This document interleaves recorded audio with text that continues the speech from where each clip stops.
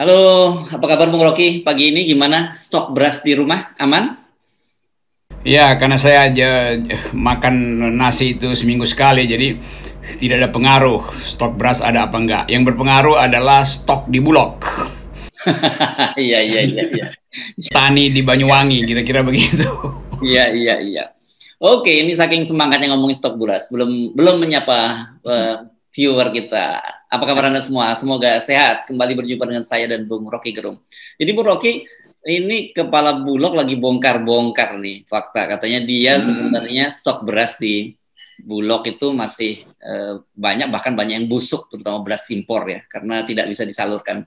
Dan dia tahun ini sebenarnya tidak punya rencana mau impor beras karena dia mikirin yang barang busuk di gudang aja susah. Tiba-tiba ada perintah dari Menteri Perdagangan dan Menteri Perekonomian untuk mengimpor beras 1 juta ton. Nah, ini seru nih, dan sahabat Anda Faisal Basri juga mulai membuat tulisan yang sangat kritis berkaitan dengan rencana ini. Dari dulu, dari zaman Orde Baru, Bulog ini jadi cash cow dari kekuasaan. Dan selalu dianggap bahwa permainan harga itu sebetulnya bukan ditentukan oleh harga komoditasnya, tapi oleh kebutuhan kartel dalam negeri yang disebut rent seeking economy itu. Jadi dengan modal satu surat, maka setiap kilogram udah tahu berapa untungnya tuh. Bayangin 1 kilogram Rp1 itu udah triliunan untungnya. Dan kelihatannya memang itu yang berulang terus, bahkan di depan mata kepala presiden. Presiden pasti tahu permainan ini kan. Tapi dia pasti juga tahu bahwa dia akan dapat bagian, entah itu langsung atau tidak langsung. Karena bagaimanapun kebijakan perberasan kita itu dari dulu menyebabkan kepapaan petani. Yang petani nggak bisa bikin proyeksi bagaimana dia bisa untung, musim tanam kapan, nanti tiba-tiba stok berlebih, tiba-tiba impor. Ini kan dalam periode Jokowi aja udah 3-4 kali kejadian yang sama. Masa presiden nggak bisa tegur dari awal gitu menteri-menterinya tuh. Tapi kita tahu bahwa kebutuhan uang untuk memungkinkan mesin politik bekerja itu lewat sistem semacam ini yang ongkang-ongkang kaki, nanti surat importnya dibagi-bagi ke kroni-kroni, udah diam-diam aja udah dapat kekayaan berlimpah-limpah. Jadi korupsi di dalam kebijakan sebetulnya, ini korupsi yang istilah ekonominya corruption, state induced corruption. Korupsi yang diinjus oleh negara, yang justru dipromosikan oleh negara tuh. Gitulah. Iya. Ini ngeri sekali ya kalau kita baca dari pernyataan kepala Bulog itu. Karena yang numpuk di Bulog itu masih ada berapa juta ton begitu, dan dia bingung menyalurkan bagaimana. Dan faktanya kemudian yang lebih ironis lagi adalah sekarang mulai panen raya di kalangan petani, dan begitu ada pengumuman soal rencana 1 juta ton impor, itu langsung anjlok harga di kalangan petani. Jadi bukan hanya mengkorupsi dari sisi fee yang Anda sebut tadi, tapi juga menghancurkan kemampuan daya beli di masyarakat dan juga merusak petani. Ya, itu trade off-nya pasti begitu tuh. Padahal kita selalu anggap bahwa petani itu adalah bagian yang paling miskin dari kebudayaan kita tuh. Dan yang disebut ekonomi subsisten, pertahanan terakhir petani yang tinggal seperempat hektar itu pun harusnya diproteksi sebagai, sebut aja local wisdom.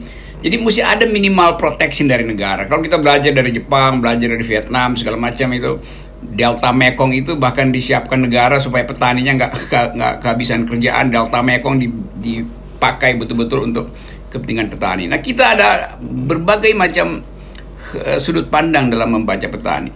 Memang secara ekonomi kalau kita lihat kedudukan dari petani, sebetulnya petani itu adalah net consumer sebetulnya, bukan lagi net producer. Karena dia sebetulnya tinggal buruh tani. Tentu saja sebagai buruh tani dia senang kalau harga beras turun gitu kan. Tetapi dalam keadaan semacam itu tetap ada petani-petani yang berupaya memproduksi dari lahan yang paling sedikit tuh. Nah, secara keseluruhan sebetulnya kalau kita anggap kalau dia net consumer, ya nggak apa-apa dong import, kan berasnya jadi murah justru. Tetapi masalahnya adalah importnya itu fee-nya bukan tiba sebagai subsidi pada mereka yang tinggal punya 1/4 hektar, tapi justru masuk ke partai politik, gitu, partai-partai besar yang menterinya ada di kabinet. Jadi di situ ketidakadilannya tuh. Kalau memang betul-betul ingin pro petani, ya oke lah itu import, tapi harus diatur supaya keuntungan itu, selisih harga itu diberikan pada petani kan. Itu mekanisme untuk menghasilkan keadilan sosial kan. Tapi anggap aja bahwa keadaan di Bulog ini memperlihatkan kepanikan pemerintah, sehingga diam-diam pemerintah, oke, silakan import, lu dapat sekian, nanti kroni-kroninya kebagian sekian kan. Jaringan itu udah terpelihara dari zaman Orde Baru yang disebut oligarki perberasan ini, yang udah distudi berkali-kali oleh IPB. Faisal Basri udah sampai bosan mengingatkan bahaya permainan economic of uncertainty semacam ini. Tapi faktor politik akhirnya menentukan. Jadi Buas akhirnya jadi ya dia mau bertahan juga, dia cuma diperintah, dia cuma pegang gudang, sementara yang pegang kebijakan adalah kabinet kan. Itu sialnya kan. Yang mestinya Pak Buas lakukan hal yang lebih radikal dengan balelo misalnya kan, mestinya begitu kan, supaya rakyat ngerti bahwa ada kebijakan yang buruk kan. Coba kita minta Pak Buas, balelo aja Pak Buas, bodoh amat tuh, bilang aja gua nggak mau tuh, gua pro petani kan, itu lebih terlihat patriotismenya tuh. Dia ngadu ya jelas, dia Pak Buas mengadu supaya ekonom pers tahu bahwa dia bukan inisiatornya tuh. Tapi itu juga satu tindakan yang kurang maksimal untuk memberi pelajaran etis pada politik perberasan kita, terutama menegur mereka yang memang cuma mau cari fee dari per kilogram beras yang diimpor. Ya. Mungkin kita anggap bisa seperti Pak Buas ini whistleblower gitu, atau deep throats lah kalau kasus skandal Watergate harusnya ya. Yeah. Kalau di Amerika begini-begini itu jadi skandal besar, tapi kalau di Indonesia kelihatannya biasa-biasa aja ya. Iya, karena disembunyikan seolah-olah ini bukan problem atau udah biasalah karena ada krisis pangan segala macam dunia. Tapi sebetulnya kita harus mulai dengan tadi benar, harus mendorong Pak Buas untuk jadi whistleblower dan buka semuanya. Bahwa dia itu jadi korban dan harus bertahan. Supaya ada kontras di dalam kita riset tentang kebijakan publik. Kebijakan publik itu dimaksudkan untuk menguntungkan publik. Nah, Buas mestinya pro pada kebijakan publik yang menguntungkan publik. Pemerintah akan bilang ini demi mencegah kelaparan, kita mesti stok. Iya, tapi itu adalah bohong. Kan ngibunya kan di situ tuh. Nah, Buas mestinya lebih dari itu menerangkan bahwa saya menolak itu karena saya bisa terangkan dan saya akan minta bantuan ekonom Faisal Basri, minta bantuan pers untuk memperlihatkan bahwa stok kita cukup, dan itu akan membusuk. Jadi yang mesti membusuk adalah pikiran-pikiran busuk dari para politisi yang ingin mengambil keuntungan dari per kilogram beras. Nah, Buas mesti lakukan itu tuh. Saya ingin dorong Pak Buas supaya tampil sebagai orang yang mempertahankan prinsip keadilan dan prinsip keterbukaan dalam kebijakan publik. Nah, ini kan sebenarnya kita ngomongin kebusukan dari penguasa ini kita sudah sering, dan kemudian apa yang dilakukan oleh Buas ini kan menyodorkan fakta-fakta bahwa kita tidak sekedar ngomong hoax gitu, karena kan selama ini dianggap nyinyir, hoax dan sebagainya gitu. Betul. Hoax terbaik itu selalu saya terangkan dibikin oleh penguasa tuh, karena dia punya kemampuan untuk memanipulasi. Ini statement lama ini yang perlu diingatkan lagi. Iya. Dan sekarang hoax terbaik itu karena udah mulai ketahuan, dicari cara untuk ditambal bolong dari hoax itu melalui survei itu. Dan surveyor sekarang adalah mereka yang justru disewa untuk menutupi hoax istana itu. Kan itu mulai dari soal 3 periode segala macam. Jadi persekutuan busuk ini melebar karena masuk juga ke wilayah intelektual. Saya tetap menganggap surveyor itu adalah wilayah intelektual karena berurusan dengan metodologi, dengan reliability segala macam. Sekarang berubah tuh para surveyor ini, sehingga orang nggak percaya lagi. Jangan-jangan data Bulog juga sebetulnya hoax itu kan. Nanti surveyor akan datang mengatakan bahwa memang menurut survei kami ada potensi kelaparan di Jawa Timur. Begitu dimuat di situ, maka orang percaya bahwa kalau begitu harus impor. Padahal Jawa Timur kelebihan beras itu. Bulog punya problem dengan macam-macam cara lah dibikin begitu. Jadi pembusukan politik akhirnya masuk juga ke wilayah intelektual justru oleh surveyor yang belajar tentang etika penelitian itu. Ya, oke. Ini kenapa tiba-tiba Anda nyinggung surveyor ini? Apakah ada hubungannya nih antara rente ekonomi yang didapat dari fee impor beras itu dengan 3 periode? Ya, 3 periode itu hasil kerjaan surveyor kan, yang seolah-olah membenarkan teori-teori tentang 3 periode. Memang secara konstitusional kita berkali-kali katakan, yaitu dimungkinkan. Kemudian Presiden bantah, tapi surveyor tetap ngotot bahwa dimungkinkan 3 periode. Karena itu menunjukkan bahwa kekuasaan menyewa 2 kaki tuh, kaki surveyor untuk terus mengucapkan 3 periode perlu, sementara juru bicara presiden bilang tidak perlu. Jadi publik menganggap bahwa surveyor ini sebetulnya adalah bagian busuk di dunia akademis kita yang namanya surveyor. Jadi korupsi di dalam metodologi itu adalah korupsi yang paling busuk di dunia akademis. Nah, surveyor ini melakukan korupsi dalam metodologi itu. Karena dia mulai dengan, menurut survei 3 periode itu dimungkinkan itu. Ya mestinya dia halangi 3 periode itu kalau dia pakai otak. Karena dia tahu bahwa 3 periode itu bertentangan dengan demokrasi. Tapi dia dasarkan, kan top of mind bilang begitu. Iya, tapi ngapain lu survei sesuatu yang betul-betul buruk kan? Kan telur busuk tapi masih dipromosikan sebagai telur. Mestinya dia bilang ini telur tapi busuk. Kan mesti begitu kan? Tapi dia sendiri busuk, mau diapain? Isu semacam ini menjelaskan gitu mengapa kok kemudian ada orang ingin berkuasa selamanya, bahkan kalau menurut Anda sampai 7 periode ini berkaitan dengan ini ya, benefit dari rente-rente ekonomi yang ini hanya satu sektor saja kan, persoalan impor beras ini. Masih banyak lagi sektor-sektor lain yang bisa diperoleh dengan terus berkuasa. Seluruh kabinet itu isinya adalah pencarian rente, rent seeking. Sebetulnya kabinet rent seeking gitu, kabinet yang cari rente itu.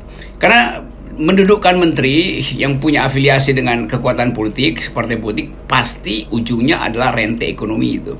Nah, surveyor ini juga nanggok duit dari rente ekonomi itu.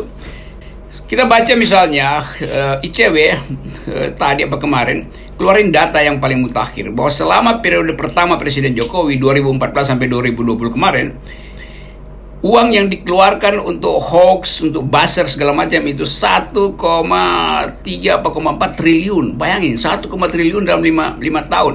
Dan ICW akhirnya harus ucapkan itu untuk mengingatkan publik bahwa surveyor juga kebagian dari 1,3 triliun itu dalam upaya untuk memanipulasi opini publik. Jadi itu sebetulnya ini republik udah masuk dalam republik pencari rente itu, yang asal usulnya dari Orde Baru. Orde Baru kan selalu yang penting pegang surat izin impor, selesai problem. Apakah dia importir atau bukan, nggak peduli, karena dia bisa jual lagi surat impor. Dari situ rente bertumbuh tuh. Nah, satu hal yang mesti kita pangkas dari zaman reformasi adalah hentikan rent seeking economy. Tapi Presiden Jokowi tentu dapat keuntungan diam-diam dari politik rent seeking. Supaya dia tetap dapat dukungan, maka dia sogok partai-partai dengan semacam permissiveness terhadap rent seeking activities ini. Kalau ini saya bukan berupaya untuk memojokkan presiden, tapi sistemnya begitu. Karena presiden nggak punya peralatan lain selain menyogok melalui rent seeking ekonomi itu. Ya, dan hal-hal begini ini kan selalu muncul selama pemerintahnya Presiden Jokowi.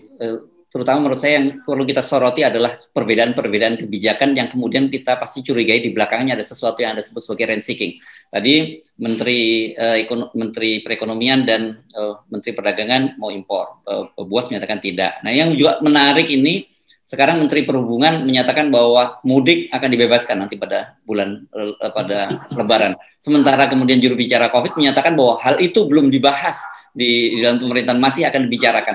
Jadi ini kan publik jadi bingung nih sebenarnya dalam situasi saat ini. Itu artinya lagi hitung uang. Kalau diizinkan mudik, berapa keuntungan dari mereka yang mengatur lalu lintas permudikan. Kalau dilarang, berapa tukar tambah di belakang layar itu. Kan ini yang kemarin juga dibongkar oleh majalah Tempo bahwa COVID ini jadi sumber korupsi bahkan di tempatnya Pak Doni itu tuh, yang mungkin Pak Doni nggak secara terlibat langsung di situ, tapi kroninya kan mengambil keuntungan dari kebijakan COVID yang dipimpin oleh Pak Doni itu kan, yang kemudian jadi cover story majalah Tempo. Jadi dalam soal mudik juga, di belakangnya ada perhitungan keuntungannya sebetulnya, bukan kesehatan masyarakat yang ditonjolkan. Karena itu kalau ada pertentangan kebijakan di antara petugas-petugas Jokowi, departemen dan Menteri Perhubungan dan Satgas tadi berseberangan, itu artinya berseberangan di dalam upaya mengukur keuntungannya berapa. Kan mestinya satu kalimat aja kan, setuju apa tidak setuju. Artinya masih ada tukar tambah, negosiasi, rent seeking juga. Jadi COVID betul-betul dimanfaatkan secara politis, dan kita akhirnya dipaksa untuk divaksinasi, padahal vaksinasi juga ada tindakan politis. Dilupakan itu, memang kita dorong vaksinasi, tapi di belakang itu kartel vaksin itu bekerja untuk keuntungan mereka lebih banyak.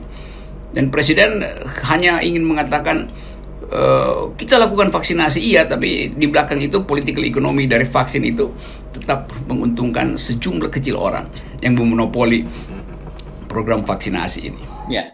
Nah, kalau dari kebijakannya membingungkan gitu, saya jadi orang kemudian berpikir nih, silahkan mudik Lebaran, tidak dilarang, tetapi kalau kena COVID tanggung sendiri, dan kemudian vaksinnya silahkan beli sendiri. Gitu.